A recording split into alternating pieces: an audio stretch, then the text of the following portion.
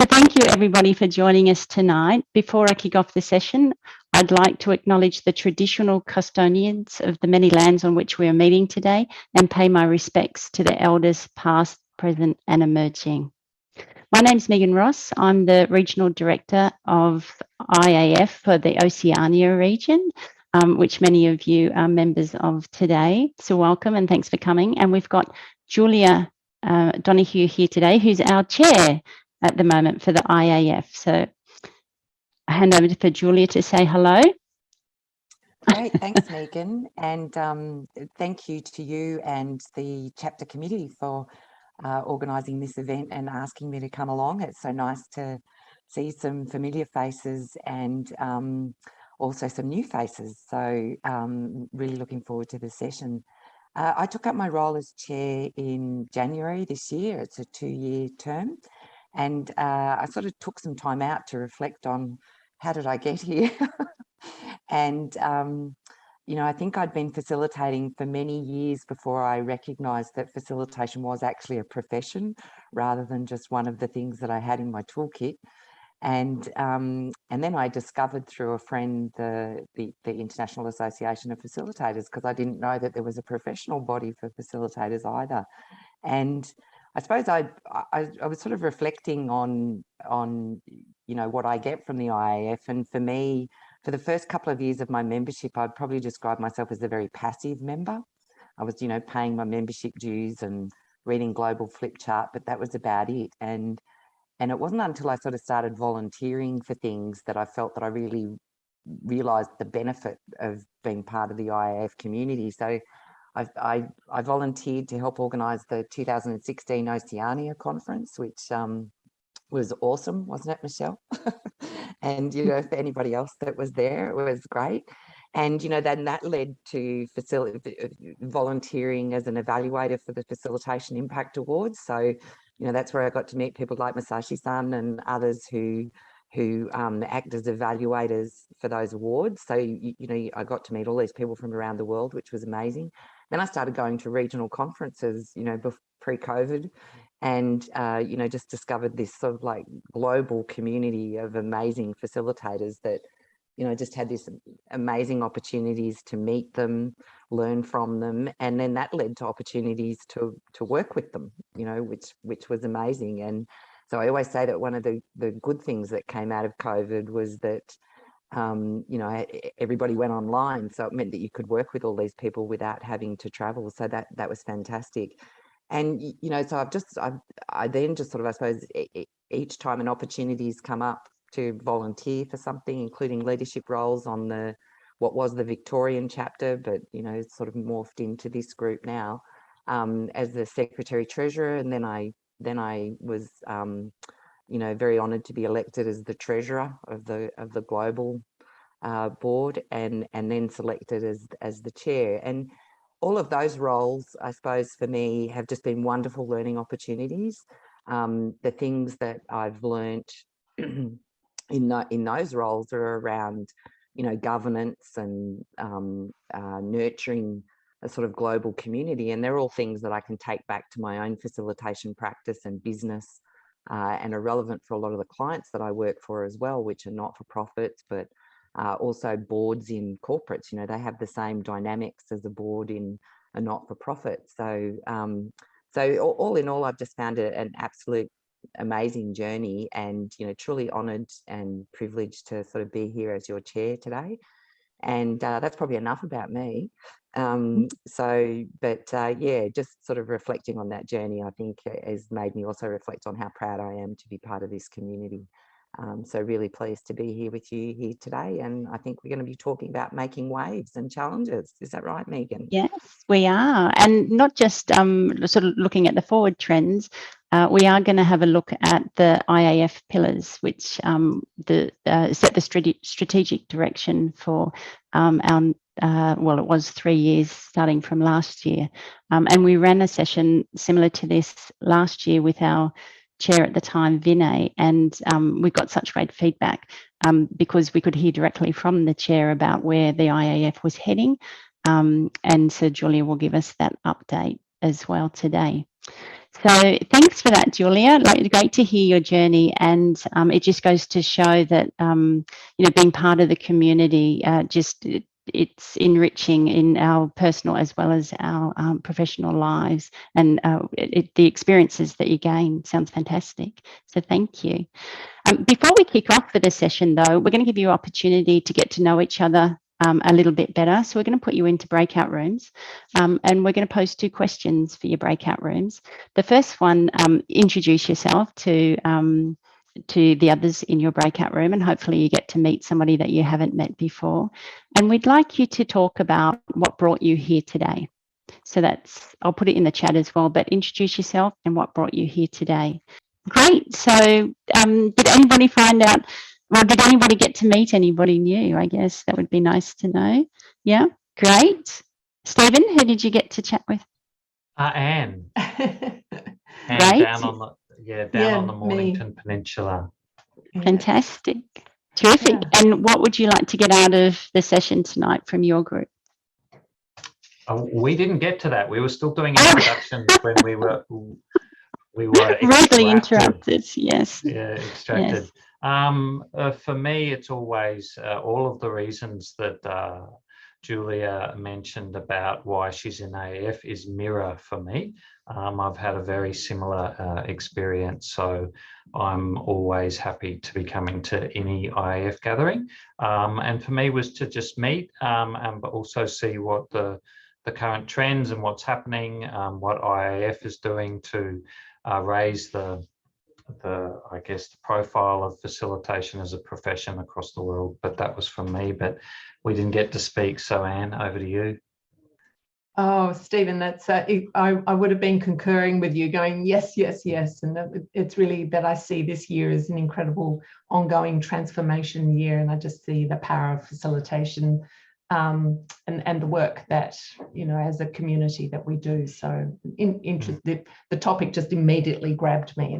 I love the way that you promoted it as new waves. Why would you not come to a session like this and be thinking about new waves? Fantastic. Thank you both. Anybody else want to add anything from another room? I support exactly that. It was the heading of the new waves and really thinking about where we're at globally in terms of people are looking for different ways of working. They're looking for waves of transformation. They're looking for support for that. And it's that desire to always be at the edge of your game as a facilitator. People around us seem to be more sophisticated, more capable, more knowledgeable.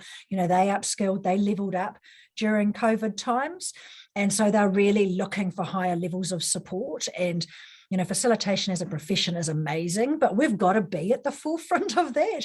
Otherwise, our activities, our connections, our things like that, everybody else knows them too. Everybody else is doing those too. And what better way to innovate than with colleagues? So I thought, make the time, come along and sort of be at that edge of our profession, riding the wave, not swamped by it. Fabulous. Thank you. What about anybody else? Anything to add?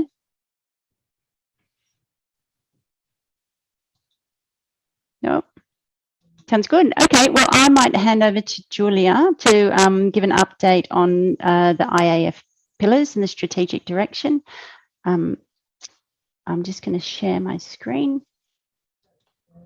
Yeah, so as Megan mentioned, Vinay Kumar was the first, the previous chair to me, and in his last year of leadership, we sort of had this novel idea of let's do some planning that was longer than a year. Traditionally, we sort of set priorities for a year, and so what we did at the beginning of 2021 was held a series of membership forums to listen to members about their experience as a member, what they value from the IAF, what they want more or less of, and we use that information to feed into our sort of like annual planning process, and decided to set sort of like an agenda of our priorities over a 3-year period. The sessions with members were just fantastic. we actually also used some of our members to facilitate those sessions. So that was also good because we became a user of facilitation, which was awesome. And, you know, they did a fantastic job. So we've set these, what we refer to them as the 4 pillars. But, you know, the headline issues, maybe Megan, if we go to the next slide, we sort of distilled the feedback that we got from members to sort of 4 key things. Delivering value to members, because our members value a sense of belonging, learning and credibility in the profession. We also heard a very strong message that members want us to accelerate the recognition and demand for professional facilitation. So that's looking at the client side, like making clients more aware of professional facilitation, what to look for when engaging a facilitator, just raising the profile of facilitation. We also heard that people want us to be welcoming and a diverse community for anyone with an interest in facilitation. So how do we share value across the global community? And, you know, in a lot of ways that means, you know, members, but also that broader community. And also about the IAF being sustainable and responsive as an organisation. So we had quite a challenge, but we sort of did distill that to these priorities. One of the key things we recognise is that I suppose IAF Global, the global board, is volunteers. There's 15 people on the board, and it's a mix of regional directors who have responsibility for, like Megan, the Oceania region. Some of our regional directors, you know, have 30 chapters to look after. So that's one sort of part of the board is the regional directors. And then the others are what we call portfolio directors, who look after things like professional development and conferences and events. So they have a particular sort of global subject expertise. I think the one thing I would say is that the global board sees itself as a drop in the ocean. The energy and the waves really comes from the energy, the waves, the contributions that volunteers make to help us progress these initiatives, but also especially, you know, all the events that are available on the global calendar, the activities that happen during Facilitation Week each year. You know, all of our conferences are led by volunteers. So we have this enormous volunteer effort, which really does create the energy and the community. And Global is looking for how can we provide infrastructure, how can we provide things that operate globally to support those communities, rather than sort of dictating to those communities, you know, what they do. So we're very sort of hands off in terms of the delivery at the local community, and we're really just looking for ways to support and nurture that activity at the local level. So last year, you know, I won't go through all of these, but happy to take any questions on them. Just a couple of things I'd really like to highlight is, you know, last year, Gerardo, who's the Director of Professional Development, and the team of what we call the assessor community, which are the volunteers that really design and run our credential programs that sit under the Professional Development Path or ProPath. You know, that was a massive effort. They launched the endorsed facilitator credential, and they also shifted our certified professional facilitator credential from face-to-face assessments to online, which was no small feat. But it now means that both those credentials are much more easily accessible to people anywhere in the world, because we can do all of those online now, rather than needing face-to-face events for the CPF or the Certified Professional Facilitator. You know, just building on that great work, this year, Gerardo's also launched the financial support program. And so that program uses any surplus that we make from the professional development program for application fees for things like, you know, CPF and recertifications and things like that. Any surplus that we make from those programs, we put into a fund, and we quarantine that money, and we use that for the financial support program, where people can apply for financial assistance to apply for credentials.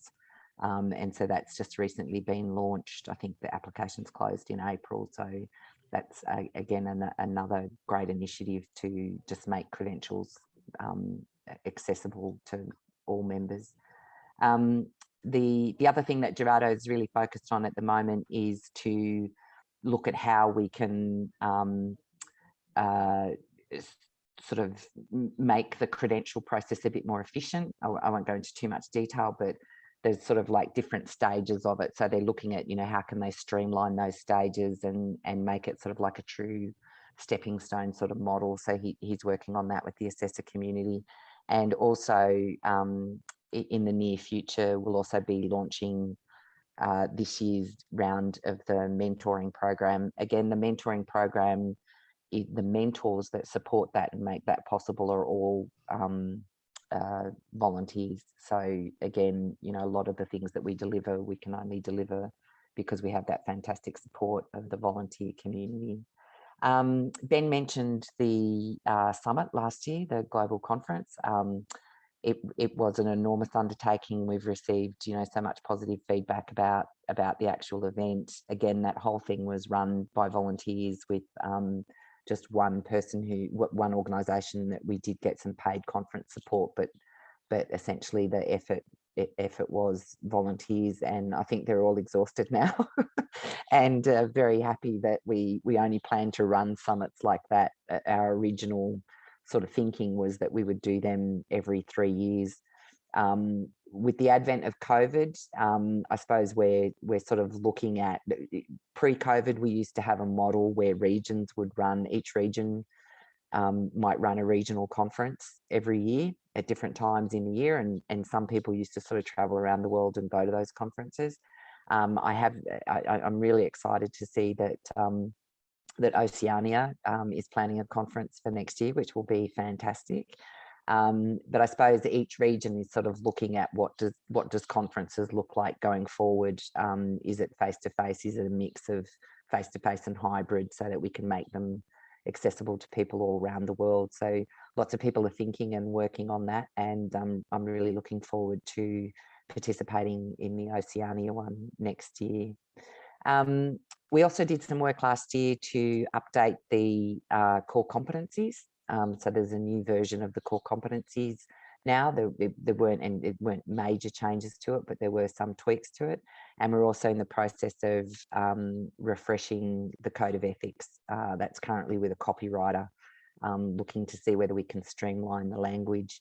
One of the reasons why we're starting to bring copywriting expertise into our communications and materials is that we know that there's a strong demand for multilingual resources, or resources in other languages. And so in order to get a good translation, we need really good plain English. So we do have a bit of a tendency to sort of use a word and then put a / another word. That becomes really difficult when you go to translate to another language. So we are really focused on bringing plain English writing into our materials, so that it does make it easier for us to do multilingual. Just connecting also with the raising the profile of credentials and facilitation, one of the things that we started last year that we're continuing this year, which I always get really excited about, is each time a person achieves a credential, like a certified professional facilitator, an endorsed facilitator, or they recertify as a certified professional facilitator, with their permission, we're also promoting that on LinkedIn. And the reason for that is to recognize and celebrate their achievement in obtaining that credential, but the other is to raise the profile of those credentials in the sort of business community. Lots of people on LinkedIn see those things, they go, "Oh, what's that about?" So we think that's an important way for us to work in that second pillar of demonstrating values to clients. The other thing that we're working on that Megan, I think, is just about to send to our plain English copywriter, is a toolkit to make, so it's 2.1, a toolkit to make it easier for clients to engage facilitators. Megan, I don't know, is there anything you'd like to add about how that's been developed? Yep, thank you. So we went out to members. We ran 2 workshops last year with members and buyers to look at what buyers look for when they engage professional facilitators. And so we've taken all of that information and developed a guide. We also had a panel at last year's summit that I know some of you were at, which was awesome. We had panelists or buyers of facilitation from Spotify, Google, and oh, I've lost it. It's gone. But high-profile companies, which we talked with them. What do they look for when they engage facilitators? So we've taken all of that information and developed a guide. It's out with some buyers at the moment to get some feedback on. And as Julie said, it'll be going off to our editors in the next week or so. So look out for that. It'll be on the website, and I'm sure we'll put something in Flipchart, and you'll be able to download it. So that's a good resource for you to be able to provide to your clients about what it takes to be a good client, but also to engage a facilitator. Yeah, I'm looking forward to it. I think, you know, one of the challenges that I sort of see, I suppose, and I'm not sure whether you experience it too, but, you know, the number of, everyone sort of has a different view about what a facilitator is. And one of those perspectives is what I call a meeting manager. You know, the number of clients that say, oh, Julia, can you facilitate for us? And they say, here's the agenda, and the meeting starts at 9 o'clock. And, you know, I sort of say, you know, really process facilitation, 80% of the work happens before you even get into the room. You know, that's purpose, process, participant sort of thinking and preparation for the event. So I think one of the things in that pillar to demonstrate value to clients, one of the things that we're also trying to do there is educate clients about the difference between what I would describe as professional facilitation, you know, right from that beginning of, you know, designing the event and all those sorts of things versus, you know, what you're really asking for is someone to come along and moderate a meeting, which is a slightly different service. So, you know, that's a key focus for us there in that pillar, is to help sort of define, you know, the facilitation as a word, but there are different things that sit underneath that, and maybe just helping people to see what's different so that they know, you know, what they're buying, and that lines up with what the facilitator is delivering. You know, the other thing that sits in there too is, you know, there are other things like graphic recording and you know, visual facilitation, which, you know, are equally valuable in that process. So I suppose we want to try and just start to pick out some of those specializations as well in facilitation. The other thing, I'll just touch briefly on 2.4, Invest in Facilitation Impact Awards. So every year we run the Facilitation Impact Awards. This year we're a little bit later starting those than normal, and one of the reasons is that we're actually moving that to an online platform. So in previous years we sort of use Word documents and Google and all sorts of things. It's very time consuming to run, and it's not a great experience for people who need to type all this stuff into a Word document. So this year we will be shifting to a new platform called AwardForce, and that's sort of picking up also on 4.1, which is about making better use of digital infrastructure to deliver better services. So I suppose the other thing I'd just like to mention is that we, under 4.3, last year we did look at our governance arrangements. We used to have a board of 16. It's quite a large board, but that's because we have 7 regional directors and then the portfolio directors, treasurer, secretary, vice chair and chair. We did last year merge our marketing and communication director roles into one. And so we have a director of marketing and communications now instead of 2 separate positions. And the other thing we did was we used to have a director of memberships and chapters, and we have recast that role into the director of member experience. So I suppose that's just shifting our focus, that we want to focus on the experience that we deliver for members and how we can continually evolve and improve that, rather than the sort of mechanics of membership and, you know, creating a chapter. So that sort of change in title signals that. So very excited that we have Shalu on board in the marketing and communications role. And we also have Archana, who's joined us in the member experience role. So I might pause there and ask if there are any questions that people might have.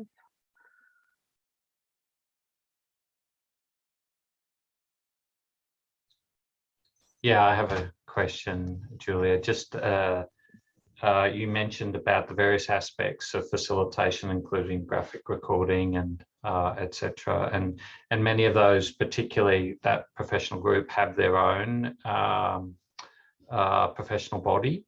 Yep. And I guess there's a number of professional bodies that there's alignment with, the International Association of Communicators, I think, or business communicators. There's quite a few. Is there any specific strategies around collaborations or joint exercises with other professional bodies? Yeah, so under 3.3, I suppose we're recognising that we do want to secure an involvement of a wider range of collaborative partners, and you know, we do work closely with a number of them now. We're in the process of developing sort of like a strategy or a policy on both partnering and sponsoring.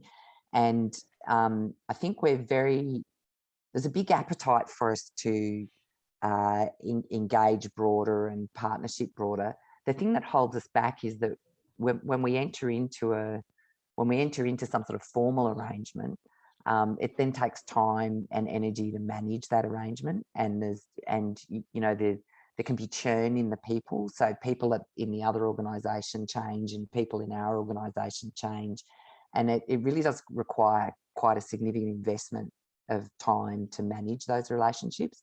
So in some way, at the moment, a lot of our relationships come from, you know, we have members that are members of those other associations, so that's how we stay connected to them. And so I suppose taking that next step of saying that we want to formalise something, and with, you know, reciprocal rights or, you know, entitlements and things like that, we're definitely looking for those. But I suppose the counsel I would have is that we have to be sort of selective in which ones we pursue, because we don't have the capacity to manage a lot of them. So we're definitely looking for them, and but equally also more than happy to maintain those links on a less formal basis. It's sort of like, I suppose the general message is everyone's welcome. Always happy to, you know, cross share, you know, all those types of things. Yeah.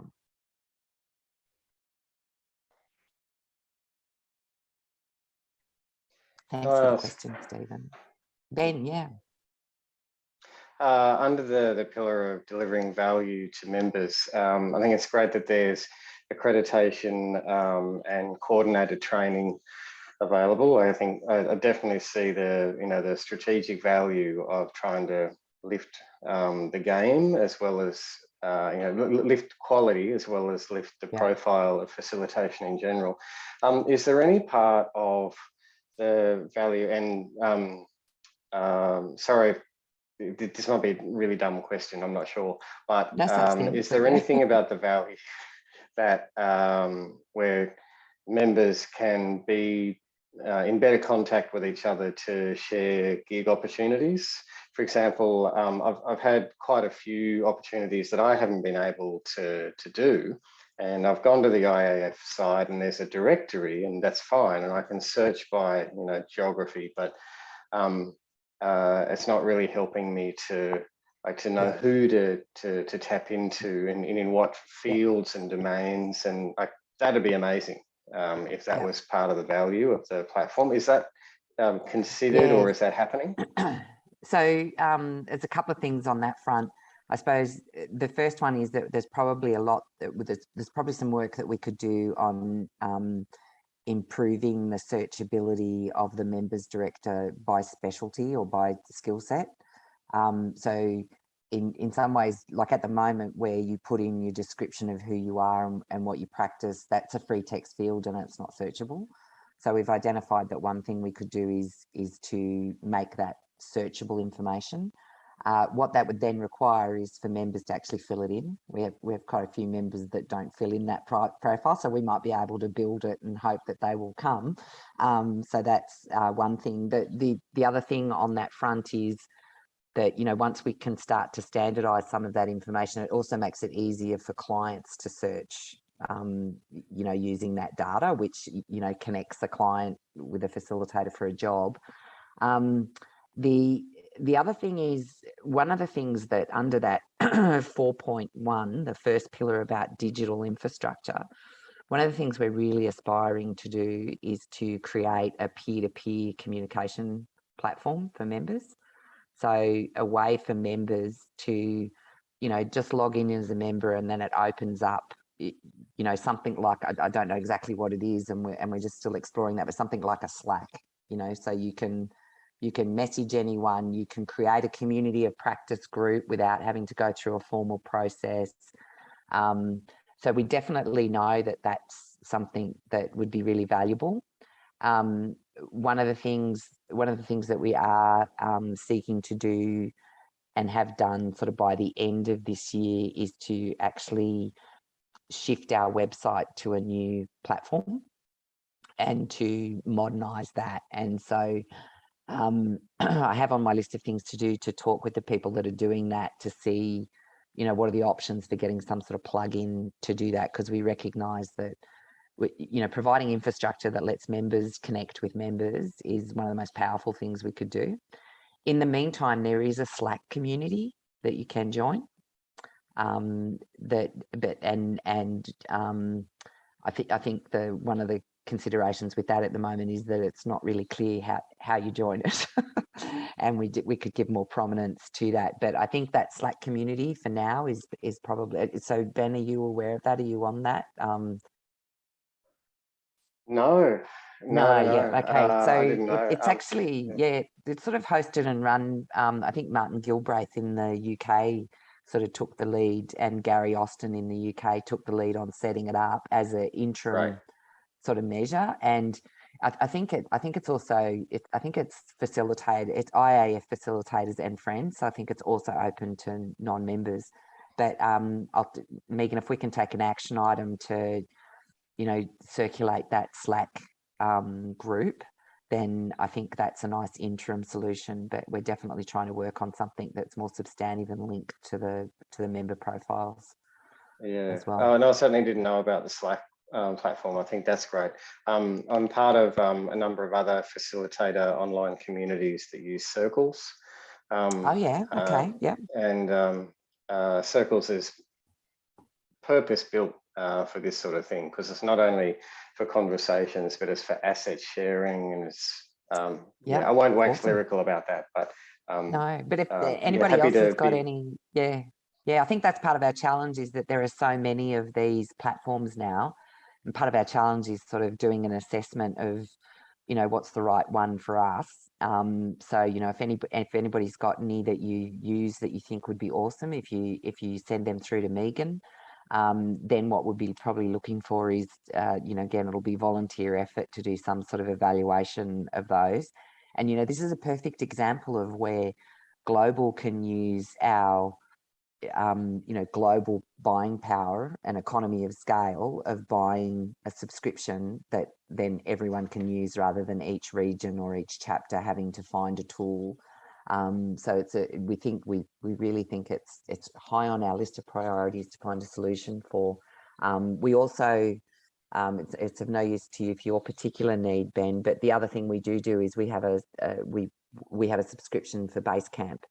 And again, you know, anyone in the IAF that's running a program, a project, or a chapter, and anyone in the IAF that needs to collaborate, needs a collaboration tool, we can give you a place on Basecamp to do that at no cost. So, you know, it's sort of examples of the infrastructure that we can provide to just support the community doing its stuff.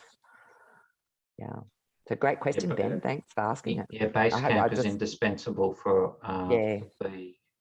us to do our work. It's fantastic. Yeah, the global board uses it. So the global board have got people, you know, one of our challenges is there is actually not a time of day that we can meet that everyone can attend. I think if the person from Vancouver is going to a board meeting, it's 2 o'clock in the morning for me and 6 o'clock in the morning for them. Like, we have these time zone issues. So Basecamp is invaluable for us in that it lets us have asynchronized sort of conversations and collaboration. We find it really useful. Any other questions? Great. We might move on to trends, which is what we're here for, which is exciting. What are the waves? Yeah, what are the waves and waves? challenges? That's right. Yeah, terrific. So I'm going to put you back into breakout rooms. I'll do a few less breakout rooms and give you a little bit more time, Stephen. So this time we'd like you to talk about, in your groups, what trends are you seeing in your client organisations and your facilitation practice, and what's challenging, and how are you adapting to the challenges? So there's the questions in the chat, and I will put you into breakout rooms.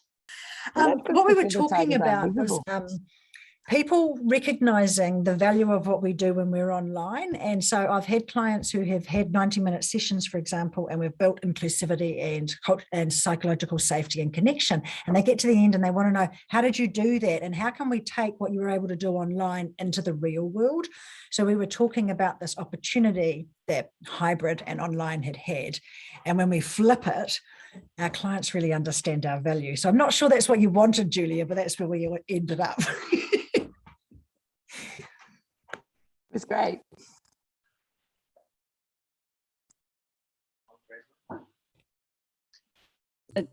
Anybody else want to share what they talked about in their breakout room? Curiosity, Ben, that's awesome. Anything else, Ben? Let's call on you then.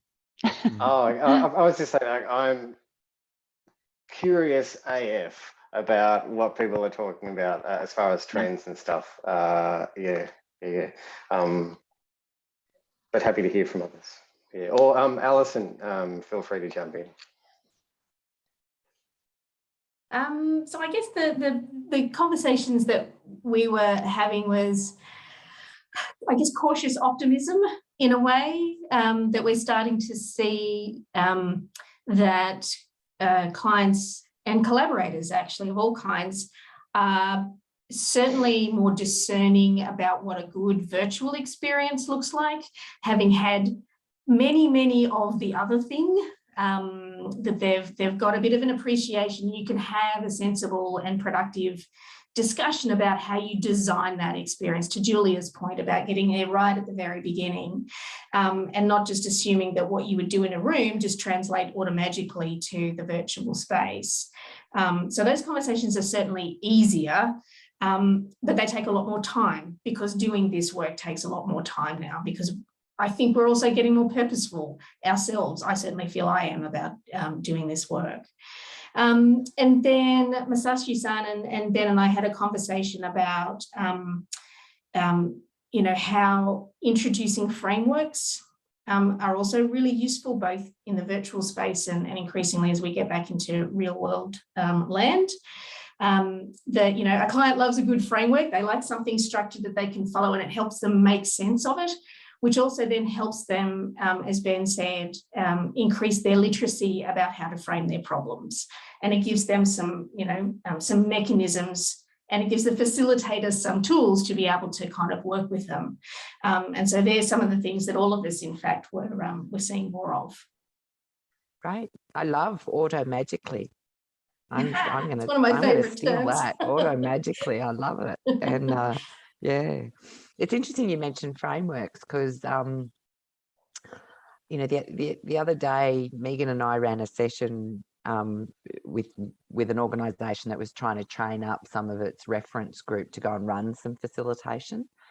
And you know, so we had to stop and go, oh, what do we do? Like, how do we shift from doing to teaching, you know? And you know, so we just sort of said, oh, well, let's just give them the P's, you know, purpose, process, participants, products, you know, preparation, all the P's that we had. And we knocked that up into a little diagram for them and just sort of showed it to them. And I think for me, it was a revelation, and they just really loved seeing that there was a framework, because it gave them something to understand, you know, why we were asking the questions we were asking about the event, you know. And yeah, so I think that, you know, sharing the frameworks and the tools that we use and making them transparent and explicit, I think is one way that we can actually help clients to see the value of what we're doing. Any other reflections people want to share? Yeah, related to the frameworks, at least in my part of the pond, I'm certainly seeing a lot of senior leadership groups trying to work out how to make a lot of the sort of more popular ways of working frameworks work for them. For example, Agile, Lean, design thinking, because I think they're point solutions when it comes to execution level stuff. Design thinking is certainly more of a strategic device if people are literate enough in it. And I think there seems to be this awareness and appetite to say, hey, you know, how can this help us at an executive level, at a more strategic level? How can it help us make decisions faster, align better, have more authentic conversations? There's an appetite, but they're struggling. And I feel like there's a hole and quite frankly, a big opportunity for facilitation as a role to fill. Yeah. So Ben, I suppose one of my observations about trends is exactly that the demand for facilitation is increasing. And that's because of things like Agile, design thinking, all of those things that require collaboration. And, you know, I suppose in one way, my hope is that, you know, in 20 years' time, the education system has taught everyone how to be a natural collaborator, and maybe we don't need facilitators, you know, for basic things or something. But definitely, I think there is enormous pressure on organisations to become more agile and or use agile methodologies and design thinking methodologies, which means they need to be collaborators. And the thing that I think is pushing that is they have to solve problems faster. You know, there's this pressure on getting a solution faster, and you know, they can't solve the problems in isolation, because a lot of them are wicked problems or complex problems that require many people to come to the table. And I think they're starting to see the value in the neutral facilitator that, you know, forces them to think about purpose, you know, designs a process that delivers on that purpose. So I definitely see that that's helping us to grow the demand for facilitation. Any others? What else did you talk about? Can I ask Alice if she's happy to share a little synopsis of what we discussed? Putting me on the spot there, Steve. Yes, I did take some notes, and kia ora, I'm Alice. I maybe mentioned before, I'm very new to IAF, so thanks to Michelle for giving me the nudge to join as a member. I guess of the things that we did discuss in the group, around that, SJ mentioned it's around that not having enough time for that scoping period where we're really understanding the parameters or the expansiveness of the engagement, the co-design period, and really there is less time to do that. I mean, we maybe didn't get to what was what's at the heart of that, and maybe with virtual engagement, because actually Steve did mention that idea of the efficiency of time, because people are not traveling so much, that perhaps we're just trying to squeeze as much as we can into as little time as we can. I mentioned that for me, I was struggling with this as we get back to our new normal, where we used to privilege the in-person experience. Now, the virtual way of engaging is totally a relevant and accessible way for us to hold conversations. But I must admit that I still love sharing breath with others. I still enjoy being able to read body language, but I realize there's a bias there because not everyone is able to access space in that same way. And just to pick up on what Steve was saying about particularly for those C-suite or executives that we're working with, is being respectful of that time and that commitment. I wonder, I mean, again, because I'm still in the early stages of my facilitation journey, but I'm gutted I don't get the sort of sexy flying around the world and doing these conferences in Hawaii and all that sort of thing. You know, I've done a few conferences here and there, and I sort of draw on those a little bit to be like, you know, but I've done a little conference here and I've done here, and now I'm going, oh, now I've done conferences from the comfort of my bedroom. Whether I'll be able to get a few notches on my belt, I'm not sure. Sorry, that was tangential, but anyway, so that was probably what came. Yeah, it'll happen, Alice. Don't worry. You know, like but even, you know, even for me sitting at home, like I was just stoked over the moon. I can't remember when it was. It must have been September or October last year. You know, through that connection, I met someone at a conference in Amsterdam who had to run a global conference for 300 leaders from this multinational all over the world, and she needed 30 facilitators from around the world, and it was just the most amazing experience. Like there was 30, so we had to train 30 facilitators to run this 1.5 hour session at a conference, and you know, it was the most amazing experience. So you know, that's a standout for me in an online, you know, connectedness, which was a great conference. But like you say, you know, I also do love that face-to-face, and the face-to-face international conference that stands out for me is one that I did for Inland Revenue in New Zealand. It was a 3-day conference on Black economy and tax. So the content wasn't so exciting, but the people were amazing. And, you know, yeah, so I think the trend that I'm seeing is that there will continue to be a mix. I don't think we're going to go back to fully face-to-face because, you know, as I think you mentioned, there's that efficiency of online. It's, you know, it came up in our group. You know, Anne mentioned working with organisations that have people spread across geography. You know, the days where you had to take them out of work for a whole day to make it worth the investment of the time for travel. You know, it's much more flexible now when you can do things for a couple of hours or half a day. You know, so I think the trend I'm noticing there is that we are going to be living in a world of, you know, some online, some face-to-face, some online, and some hybrid, which is a mix of the two.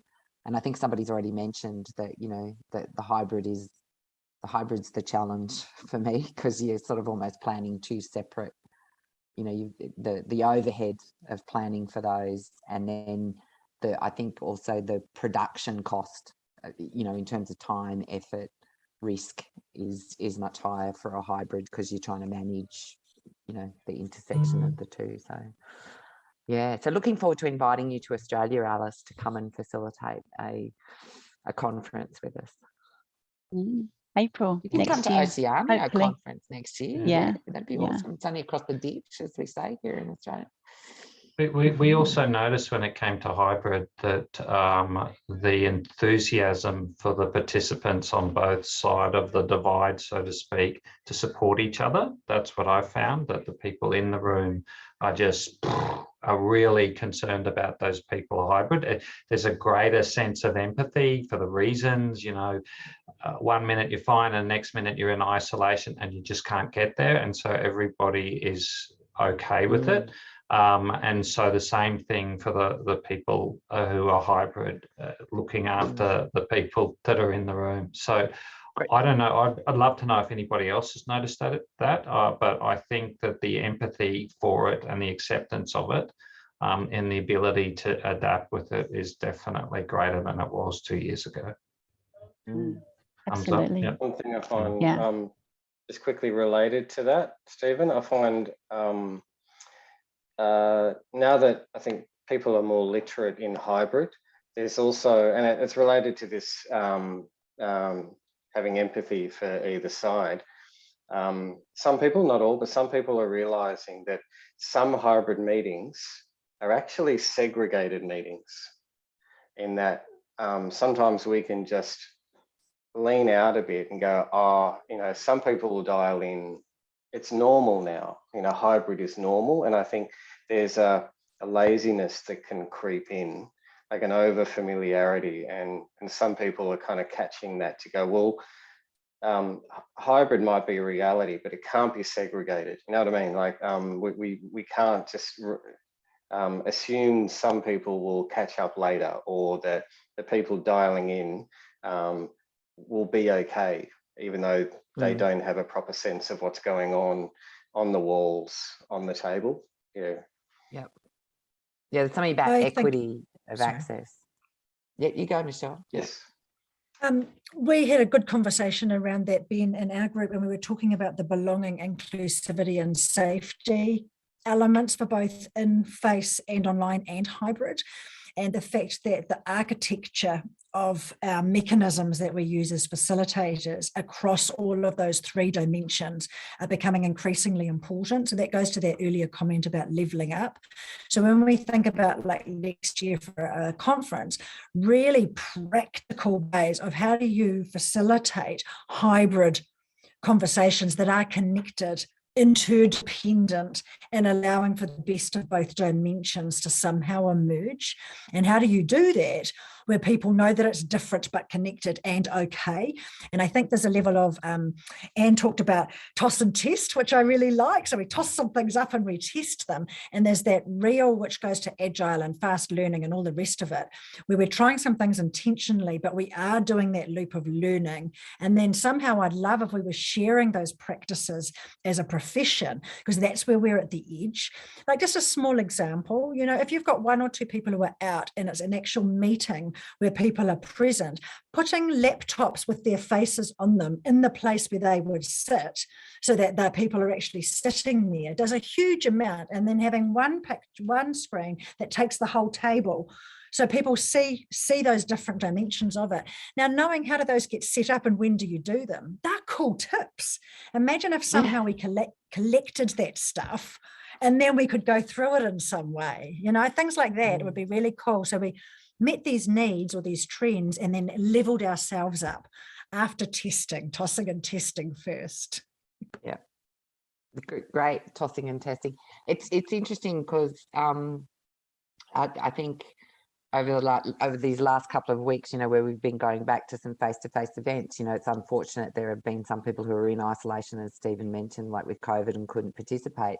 Interestingly, I trusted the group and as Stephen said, the empathy kicked in, and we had a session with I think it must have been about 45 people, and there were 2 people that couldn't attend, and so 2 participants volunteered to put them on Teams on their phone. And we were doing a whole lot of stuff where we were moving around and working on walls and having little group conversations. And these 2 participants took the other participants around with them on their phone. It was just beautiful. And the other example I've got, the other day we agreed, we went through all the contracting with the client. We agreed that the whole thing was going to be face to face. And, on the morning, the person rang up and said, I can't make it. I'm in lockdown because I'm a close contact.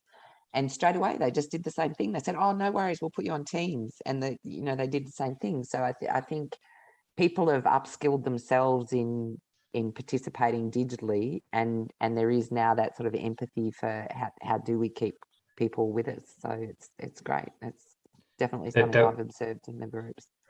There was an interesting conversation, I think it was on LinkedIn in the last 7 days, around that building in hybrid now into every one of their designs, because getting to that last minute and not having thought it through properly. So now it's build it in, and if you need to use it, you've already got it set and ready to go. I think I can't remember whether it's already been held or whether it's upcoming, but just picking up on your point, Michelle, about, sharing those tips. And this is what I love about the IAF community, is that, members just say, oh, I've got something to share, and they organise a session and put it on the calendar of events and, invite everybody across the world to attend. But I think Rebecca Southerns, who's actually the regional director for Canada, I can remember seeing something advertising a session that she was running on hybrid. So you know, I just love the way people just say, I've learned something, I'm going to run a session and let people share that with people. It's great. So any others that people want to share what you talked about? I think just listening to the conversation reinforces my excitement for this time. I feel like I'm in a historical time of my life to be a part of this, and a part of it with my clients around design. I'm talking to my clients about, this is a year of design. This is exciting. And the things that I've just listened to all of you talking about, and thank you for your ideas and sharing of experiences, because what I'm also hearing is people coming together and collaborating and immediately thinking together in the room, oh, something's just changed. What can we do that's really flexible and we can still have everybody with us in some form? And that's the flexibility that is now a part of our world. We've just got so many more options now, and they're quality options as well. Yeah. And it feels like, from listening to your stories, that it's not a top-down leader saying, well, here's the decision about how this is going to work. It's a team facing, or group of people going, okay, something's just had to change. What can we do to be inclusive here? What can we do? What is our process and our mechanisms for doing this? And everybody can contribute here. And that's really exciting. Interesting. It's really interesting you say that, because what it triggered in my mind was, I suppose, one of the other things that I'm sort of noticing or perceiving is just this sort of like can do, make do and mend, like that my mother talks about from her experience living through, the Second World War. It was, well, you didn't sit there and say, well, woe is me, this is terrible. It was, make do mend, make the most of the best situation. And I think one of the other things, the things that my clients are talking about now that they didn't talk about before, and which I sense might also be a bit of a trend, is the psychological safety and how important that is. And like well-being is much more in the conversation than it used to be. But the other thing I think that I'm noticing is, the impact that more awareness of positive psychology and, solutions focused is having on people. So there is this desire not to dwell on the problem, and a desire to sort of say, well, what's the small thing we can do to make this better? And I think maybe that's come from a bit of the resilience of living through COVID as well. So for me, that's a really positive sign. Because I'm a big proponent of solutions focused stuff as well. But I think clients just feel more accepting of, let's just shift straight to the positive. Let's not do a 7-week analysis of what the problem is. Let's just say, what are our strengths? How can we move forward? Is certainly starting to come through, which is great. Megan, we're probably getting close to where we need to go. I had my list of trends that I wanted to talk to you about, and I've been ticking them off as you've all been raising them in your conversations. So that's fantastic. We're on trend. I suppose the thing that I'd like to, just a couple that I want to highlight is, one of the things I think that, that face-to-face versus online, the other thing that I'm definitely seeing more acceptance of is the use of tools to support conversations, which all of my friends who are introverts love it, because it means they can contribute without talking. So I think, use of things like Mentimeter, Mural, Miro, all of those things, for me, they serve a purpose. And so what I think somebody mentioned, there are many more options. So for me, when you're sitting down designing process, you've got more options around, what's my engagement or what's my activity here to actually cater for different styles and preferences, which I think is something that's also emerged over the last couple of years. Even though they've always been there, it's just more that people seem to be more willing to have a go and use them, or they're more familiar, which is great. And that also leads to one of my key challenges that I have, is just the diversity of tools. Like there are a gazillion platforms, a gazillion tools. And in the past, you know, clients just used to use the tools I had because they didn't have any tools. So I used to have my preferred set of tools, and I'd use, you know, Zoom, Miro, Menti, the things that I like to use. But now all my clients have their own tools and their own preferences. So the challenge that presents for me is that, you know, I have to learn more tools. But, you know, one of the ways that I'm dealing with that challenge is in something like, I love learning more tools. It's fantastic and it adds to my toolkit. But the other thing I'm doing is also saying to clients, yeah, I'm happy to use your tools, but you need to provide the production resource or the, you know, the technical support for those tools. And because they're used to using those tools, they have those resources and are happily, you know, providing that. So, and then my other big reflection on this is that our competencies are standing the test of time on these things. When I think about our competencies and how I practice them today, for me, the place part of it has just got a little bit more complicated. But I still need to understand purpose, participants, and then design a process with the right methods and tools and place, which might be online, virtual, or hybrid, to deliver what the purpose is. So I think there's just more. When I think about my model of all the P's, I just have more questions that I've put under place and participants. But I still think that framework that sits in the competencies, especially around contracting for clients and, you know, designing process is still working for me, which is great. So I suppose that's it from me on that. But I love the way that you've generated all those trends. It's what an exciting time to be a facilitator. Certainly is. Well, if nobody's got any final comments, we were going to put you in breakout rooms, but I think we might just go around my screen. And I'd just love to hear what's your key takeaway from tonight, just in one breath. And I'm going to, as I said, follow my screen. So Anne, you're my top left. So just in one breath, can you tell us what your key takeaway is from tonight's session? Shared experience. Thank you. Thank you. Ben, how about you? Sorry, Anne, what was that you said? Shared experience. Shared experience. Mm-hmm. So much opportunity to lead. Mm. If not us, who else? Awesome. Thanks, Ben. Stephen McInnes, I'm going to go to you next. I just loved meeting new people. Thank you. new community members. Fantastic. Awesome, isn't it? Thanks, Stephen. And Stephen Berkeley.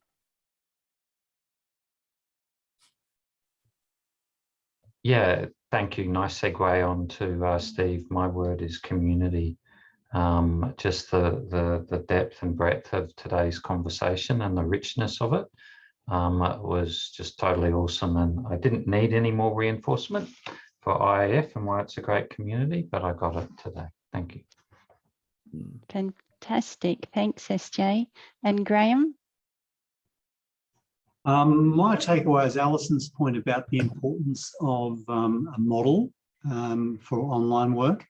I mean, that's, you know, it's, I think, common everywhere, but it really sort of, yeah, that's right. People probably online need a bit more structure. And it was interesting that that was after, you know, Julia had talked about the purpose, the process, participation. So there's a model right there, but I didn't think, oh, there's Julia doing it, you know, with the model.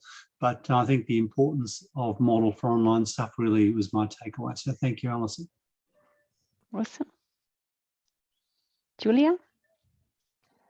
I just, you know, I love it. I just love getting together with people and chatting. And, you know, for me, sessions like this, you know, they do have, like we used to pre-COVID, you know, we used to get together down at that pub in South Melbourne and, you know, have a bite to eat and then have some sort of, you know, professional development session, and I love them and I still would love to get back to doing them. But for me, sessions like this, you know, fill that void of not having those.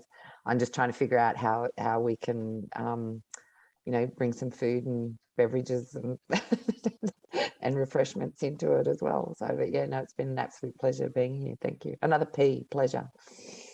Thank you. How about you, Alice? Oh, I think community practice is something that sort of springs to mind around that shared understanding, and welcome. It's gorgeous that this is my first face-to-face with the community, and I feel at one with the community. So thank you very much for that warm welcome. Fantastic. Thank you for coming. And Masashi, how about you? Yes, I guess knowing each other. Actually, I wasn't sure about these meetings, but I'm really impressed. I understand the I understand the other experience and the sort of frameworks, and that's very impressed. Thank you very much. Thank you, Masashi. And Diana, would you like to share a reflection? Oh, I put it in the chat. FOMO for not being a member. Well, I think that's interesting, Diana, because because we have that third pillar of sharing, across the community. That there's quite a lot of things that we do in the IAF that for anyone. Like for example, the Slack community at the moment is open to members and non-members. A lot of our online events like this are open to members and non-members. So no need to have FOMO. You're more than welcome to come along and participate. Absolutely. And SJ's put our next event in the chat too. So on the 26th of May, you're welcome to come along to that too, Diana. How about you, Michelle?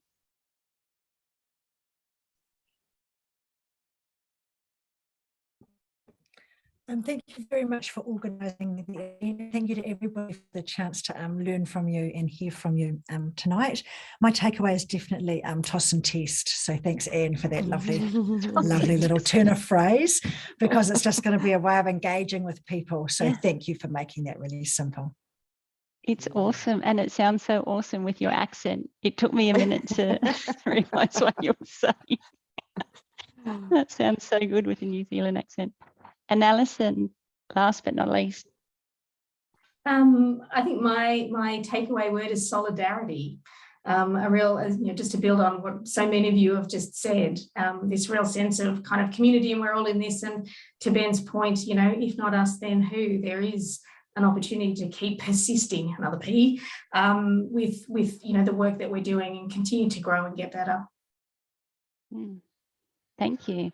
And mine is another P. Well, actually, I might put two Ps in, passion and perseverance. So I love the passion that you've all shown tonight and your commitment to facilitation.